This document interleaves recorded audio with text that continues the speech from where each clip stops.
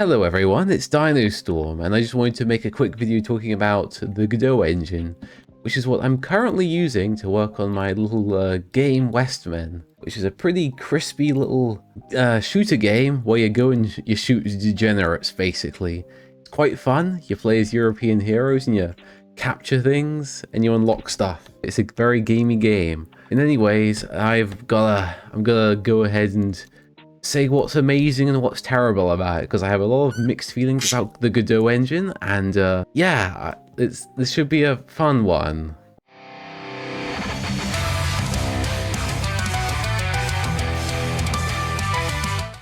Godot is a free and open source game engine, and you can get it on all your platforms. And that's great. I don't have to pay them any money whatsoever. And it exports to Android just out of the box, which is really cool. I can just pop it on my phone just with a USB connector. It's brilliant. And yeah, Godot, it's a fully featured game engine. It's got 2D and 3D. It's got nodes that do just about everything you could possibly need. Inspections, encode all your stuff in GDScript, and just add all your variables in there, and it'll all work nicely. Yeah, GDScript is a pretty easy thing to learn as well. I've had a very frictionless experience with GDScript mostly. There's a few features in Godot that have been a little bit funny, but there's also live updating for code and for scenes. Alright, so here's the game launched now. So say hypothetically I go ahead... Oh dear, there are enemies here. Let me go over here.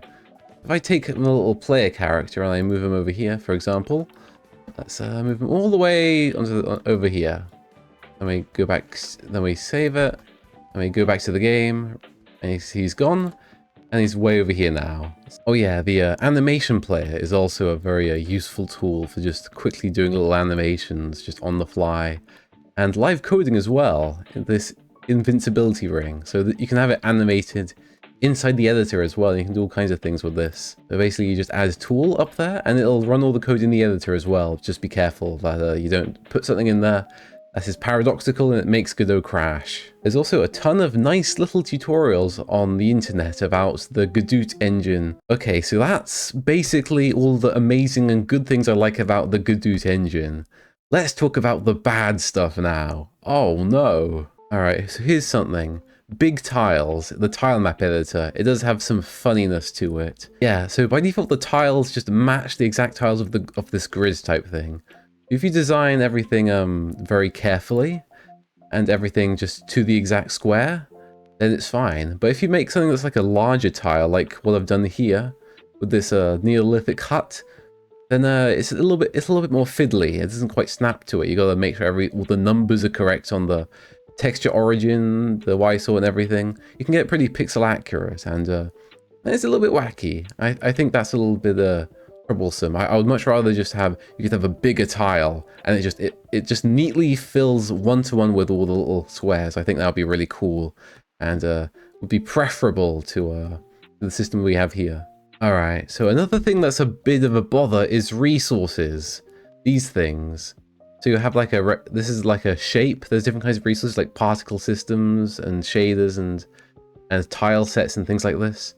And if you make a copy of this and you move it somewhere else, even if you just like click and drag it, or you just like duplicate it or whatever, even if you don't save it, if you edit one, it'll also edit the other.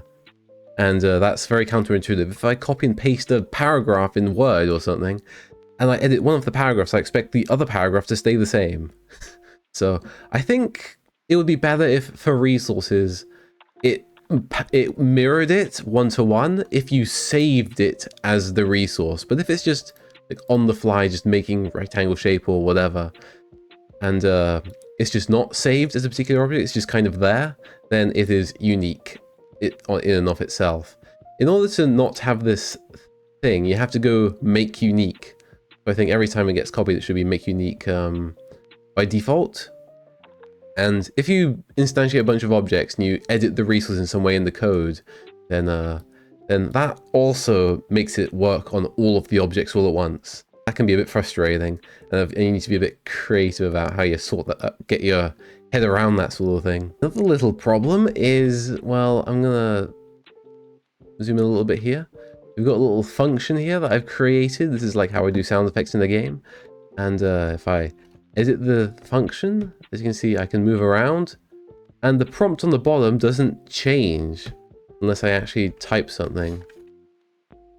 Also, can I just say, this is a really weird design choice. What is this arrow here?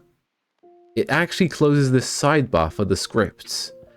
And I don't know why they put it there and not like here or something.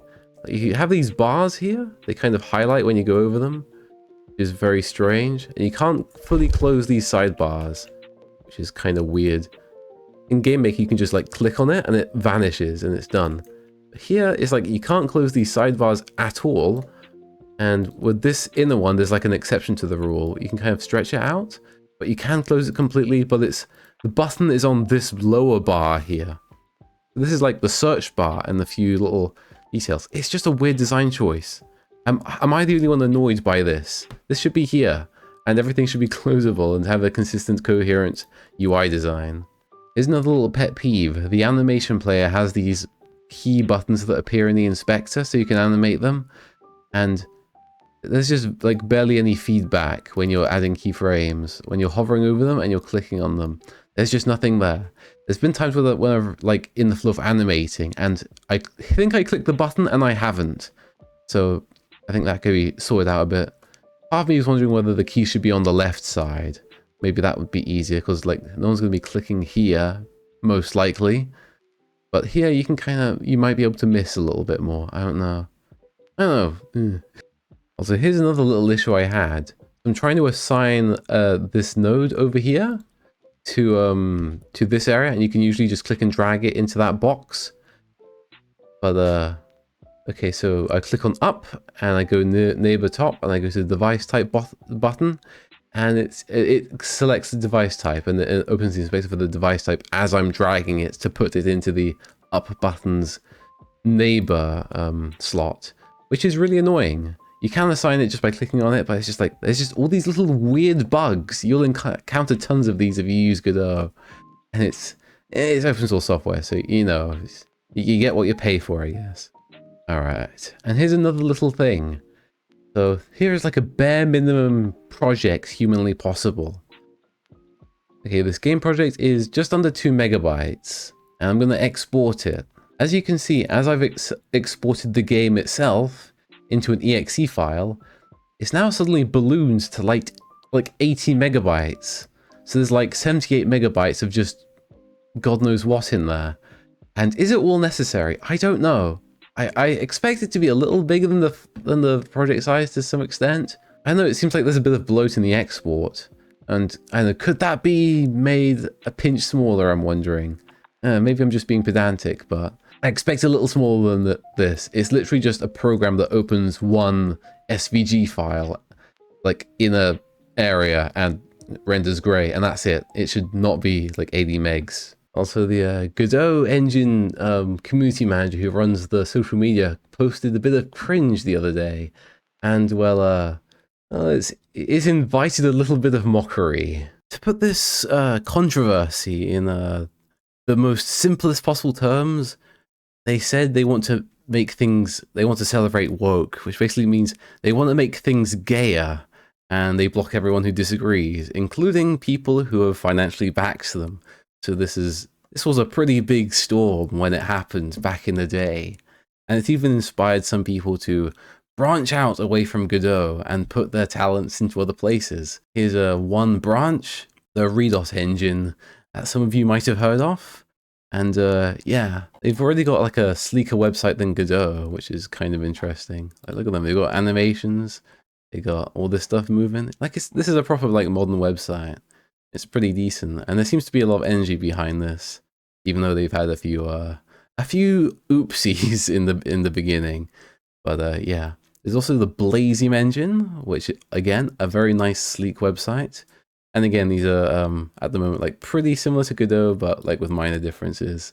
And I am wondering if these are gonna become I haven't switched to any of these branches as of yet. I'm just gonna kind of see what happens, keep an eye on them. So yeah, basically I am thinking that all these branches of Godot are just gonna become basically just slight reskins of the same thing. Because of the nature of open source, they're all gonna kind of inherit the same code and work together just in parallel in different communities, basically. And Yeah, so if there's anything that I think could set these things apart is perhaps getting like exporting to Switch and other platforms, working nicely on one of these branches. And yeah, there seems to be a thing where you can export Godot games through W4 consoles, and there's a pricing plan to it. And I know that's not necessarily in the nature of open source and free type thing.